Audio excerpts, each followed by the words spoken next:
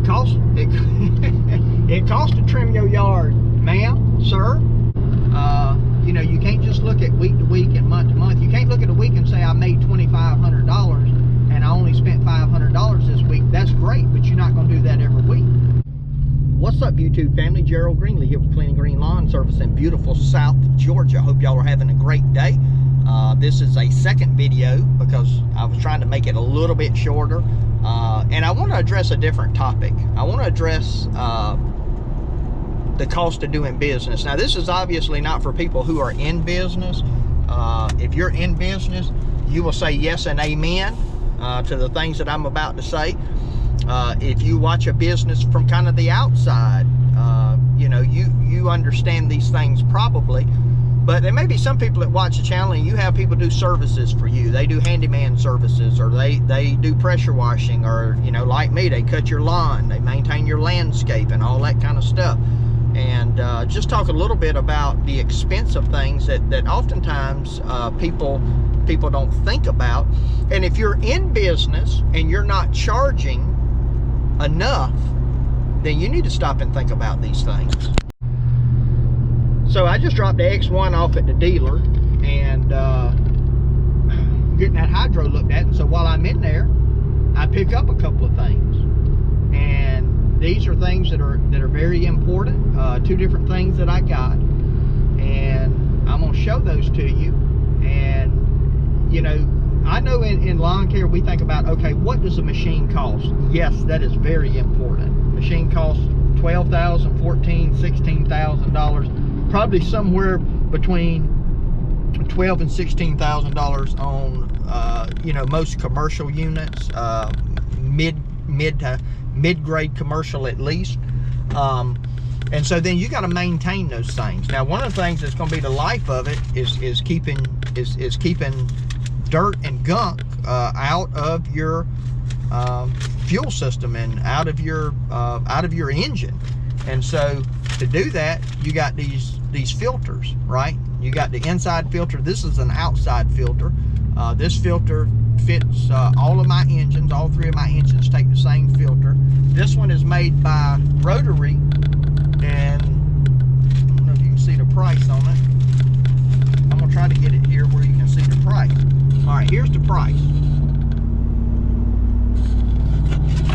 $21.95. All three of my mowers, you do the math, that's, with tax, that's $70 just to change those air filters. We have very dusty conditions here, and now I don't change mine every time I change the oil. You know, I do blow them out and all that. I know some people are gonna be against that. That's fine, you know. But I can tell you this: if you work in dusty conditions, and of course now this is the pre-filter, and then we got the inner filter. What you're trying to do is keep stuff from getting to that inner filter. In order to do that, you've got to keep these things changed out, cleaned out, okay? However you do that. So that's an expense you got to think about, you know, related to the maintenance of a machine. Why does it cost, you know, somebody says, oh, you cut my yard, you charged me $50, and y'all were out there, you know, you was out there 25 minutes. Well, I got to pay for my equipment and all that stuff, and I still got to make money. Believe me, if I go cut your yard and it takes me an hour and I charge you $65 or $70, believe me when I say I don't make $65 or $70 an hour. Believe me, I might end up making, you know, half of that, and then Uncle Sam gets 40% of that. So you see what I'm left with. The other thing I went and got, man, this stuff has gone through the roof. I guess the price of everything's gone up. I got this big roll of trimmer line right here, and the price on it is $55.95. It costs to trim your yard, ma'am, sir. It costs money, right? Now, I know the homeowner don't care about any of this because they just want a service done. But a lot of people don't understand in business that you're paying for a lot more than a person's time.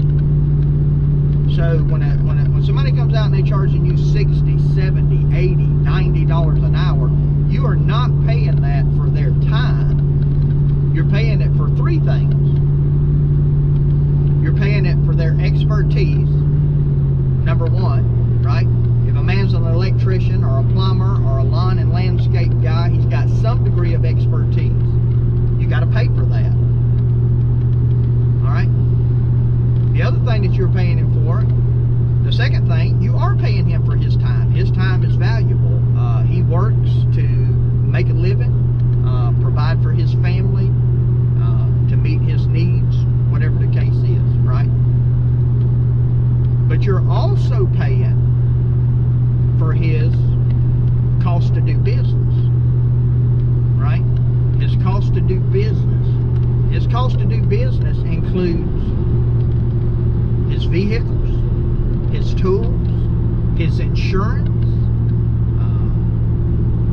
taxes, all of these things that he has to do, license, fuel, maintenance on equipment. He can't be in business if he's not getting a return on his investment.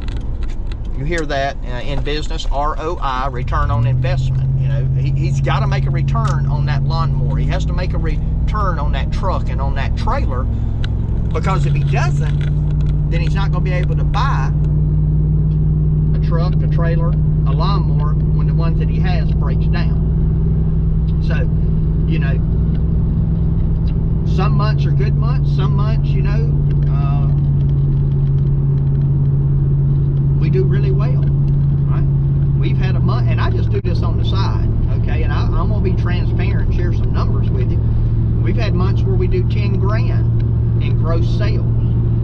And in order to do that 10 grand, it might not cost us but $4,000. And so we made 6 grand that month, the business deal. Now that 6 grand is going to be taxed and all that kind of good stuff. And you go, man, that's a 60% return on investment. Well, it was for that month for the business. Now that's not including me taking anything out of it, but then we have months where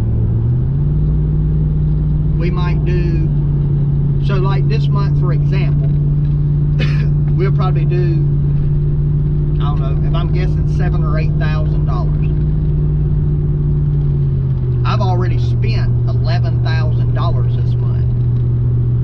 Yeah, I've already spent 11 grand, maybe more than that. Part of that was a tractor that I bought. I paid $7,500 for that tractor. That transaction went through in April when the guy deposited the check. I'm not sure when I bought it or when I gave the check. It took a week or two, probably because his bank probably held the check for a while. I don't know. Anyway, or maybe he just waited to deposit it. But anyway, $7,500, right? So I'm going to be upside down in the month of April. There's no doubt about that. I would have to do more in revenue than I've ever done in a month in order to be positive. So, you know, you can't just look at week to week and month to month. You can't look at a week and say, I made $2,500 and I only spent $500 this week. That's great, but you're not going to do that every week. There's going to be weeks that you make that same $2,500 and you spend $3,500. For example, this month, just as an example, if I've already spent 11 grand, I'm gonna spend another at least $500-600 for the rest of this month in fuel. I got this stuff that I just bought that's not even included in that.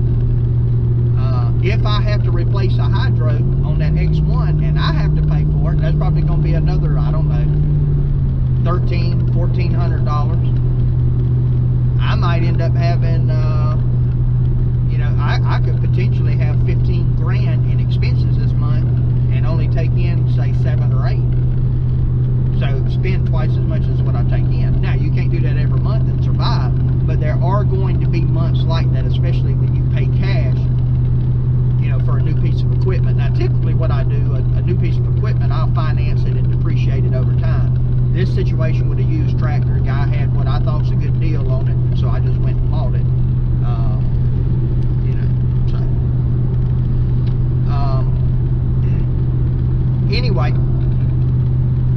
just some things to think about. I'm sure, you know, a lot of y'all are a lot further along in business than I am. You understand those things, but maybe there's some people that are hiring for services, and maybe you don't understand why they are charging the rate they charge. Maybe you're new to business and you've been thinking, man, I got a new mower and I got a trailer and I got a truck, and I'm making, you know, I'm spending $100 a week in gas and I'm making $1,000 a week. Well, you're not making $1,000 a week, man. You know, or you say I'm making $900 because I spent $100 on gas and I got $900. You're not making $900 a week. I hate to be the bearer of bad business news, but you're not, man,